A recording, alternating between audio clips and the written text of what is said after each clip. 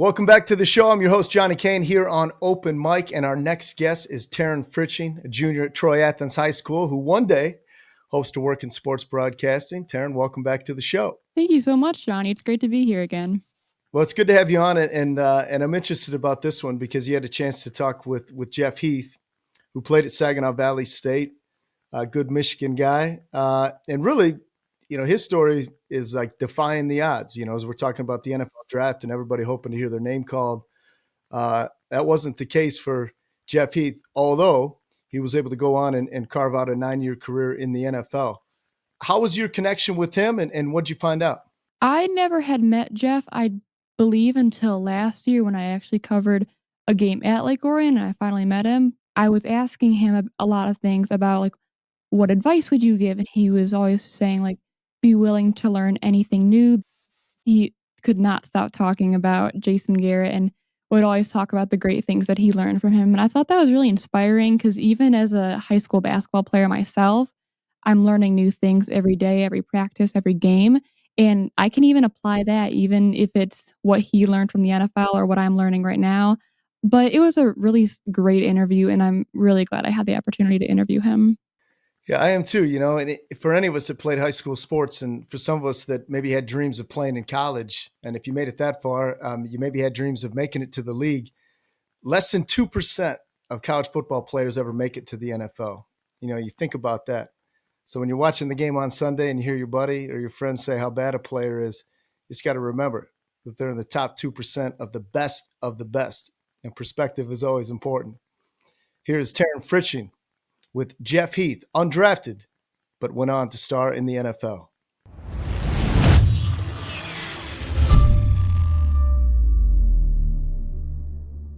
Today, I'm really excited to be joined by Jeff Heath. He had an incredible career in the league, but what makes his story really inspiring is how it all started with going undrafted in 2013. Jeff, thanks for being here. Yeah, thanks for having me. All right, so you grew up in Lake Orion, Michigan, and went to Lake Orion High School. You played football and soccer. From what I understand, you were a really good soccer player. Was it always the mindset to play football at the collegiate level, or did you want to give soccer a try? Yeah, I kind of went back and forth. It was like whatever season I was in, I was just all in on that sport. And it was saying I played basketball for a while too, and it was like during the fall I was all in on football, love watching football, everything. As soon as it flipped to winter, I was basketball, all in on basketball. Same thing with soccer. So I was just, kind of always really in the moment, and I th- I guess I always thought I was going to have a better chance of playing college soccer, only because um, I just felt like I was getting looked at more for that, the team I was playing. If I had to pick one sport that was my favorite, it was always football. My dad coached and my grandpa played, and I was just, so that was always my, my true love. But as far as playing in college, I didn't know, but if I had to guess when I was younger, I would have guessed soccer for sure. And then speaking of college, I'll bring it to Saginaw Valley State. You ended up playing there. What were some of your reasons on why you chose Saginaw Valley State? Well, the main reason was they were really the only option I had. I wasn't really heavily recruited for football at all. And it's funny, Saginaw, I talked to, the coach would come to Lake Orion and the guy who was recruiting that area, I met him, one time. I think he was actually kind of recruiting one of my teammates more, who also played in the secondary with me. And, he was actually getting recruited more so than I was from a lot of schools.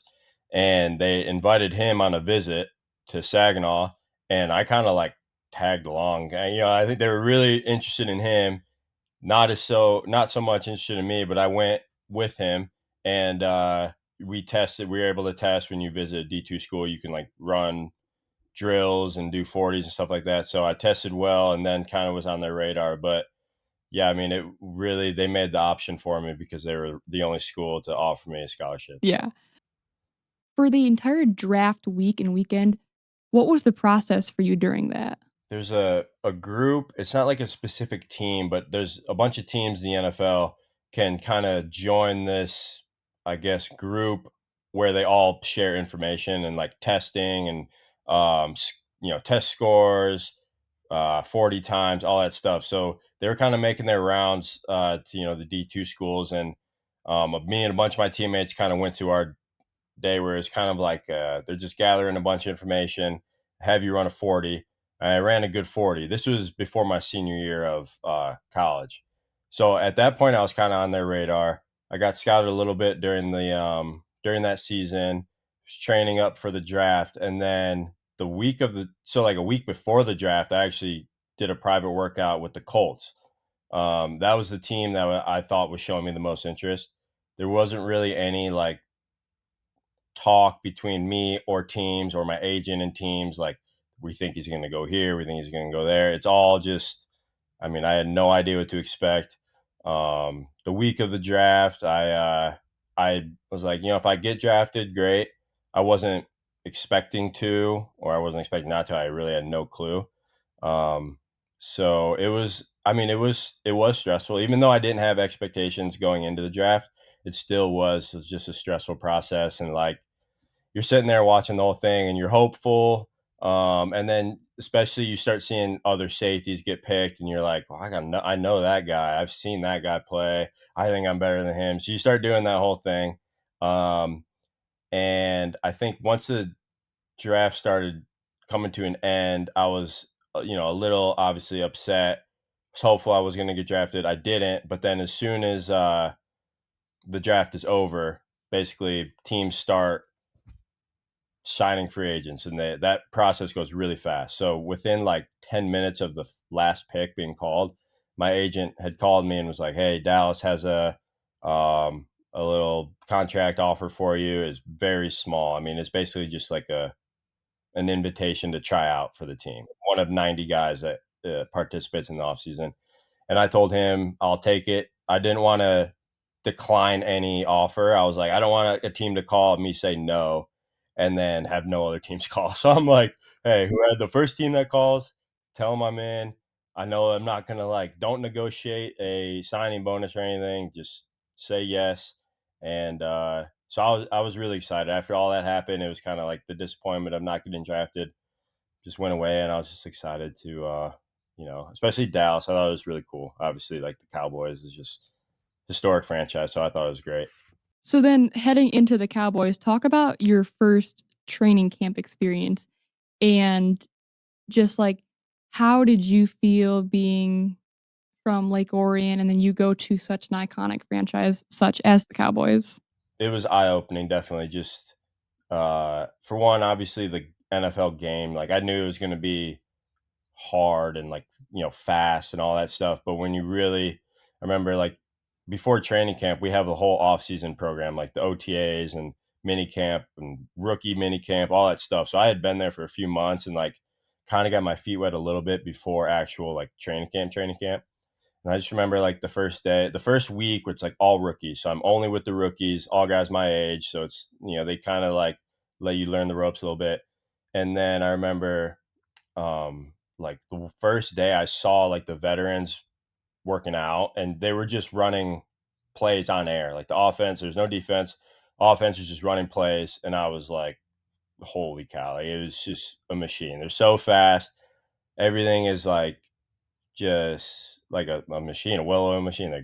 Everything is on time and it's really cool. And so then going into training camp, I was just like, well, there's 90 guys here. I know they only keep 53. They bring some back on the practice squad. So I was really trying to not play like the numbers game in my head. I was just trying to, whenever I got opportunities, and in the beginning of camp, they were few and far between. Like we would do individual drills and all that kind of stuff. But once we got to like team where we're going against the offense, the vets and the starters and the backups got most of the reps, and the young like rookies and stuff, I would literally go and maybe get like 4 plays a whole practice.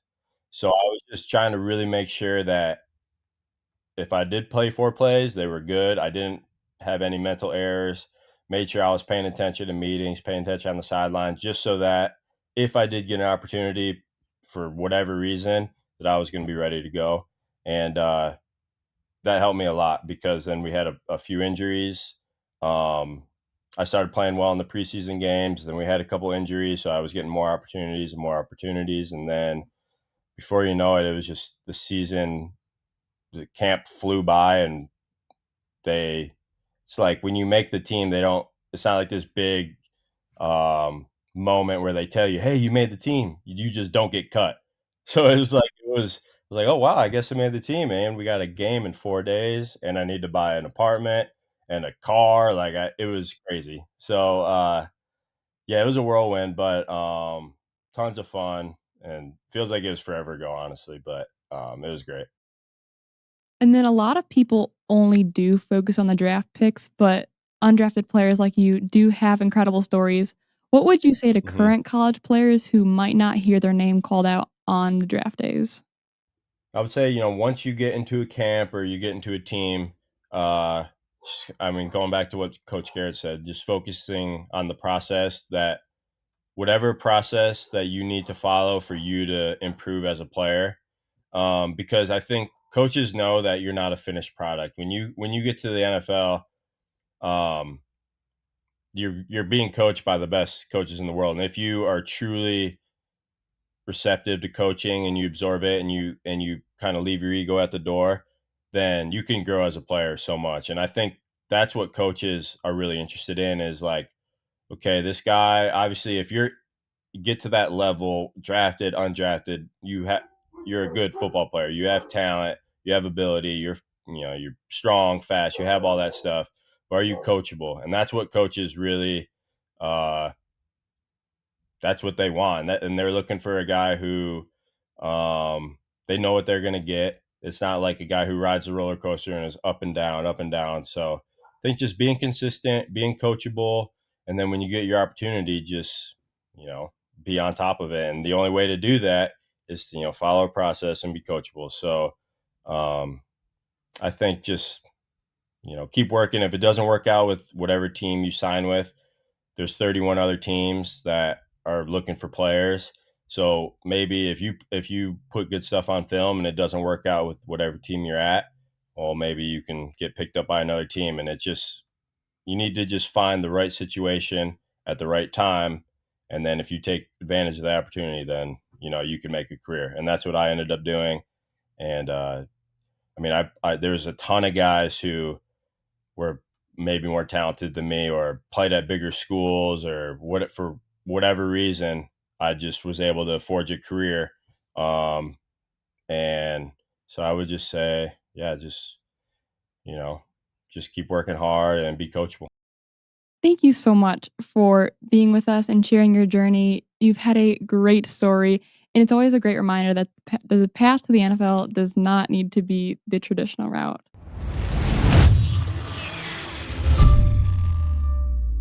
When we come back, we'll hear from the voice of the Lions, Dan Miller, and from two rising sportscasters, Cooper Schoenberg and Carter Lutz, on what may be the biggest surprise of this year's NFL draft. Stay with us.